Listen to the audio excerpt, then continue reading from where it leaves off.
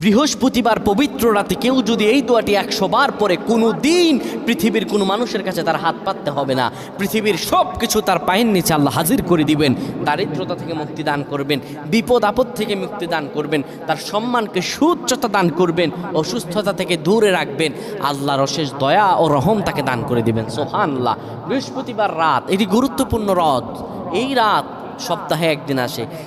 আরবিতে রাত আগে আসে, দিন পরে আসে। সুতরাং বৃহস্পতিবারের যে দিন গিয়ে রাত, এটি বৃহস্পতিবার রাত নয়, এটি শুক্রবারের রাত, এটি জুমাবারের রাত, এটি দোয়া কবুলের রাত, আল্লাহর কাছাকাছি হওয়ার রাত। সুবহানাল্লাহ। এই বৃহস্পতিবার রাত আল্লাহ তাআলা বান্দার দোয়া কবুল করেন।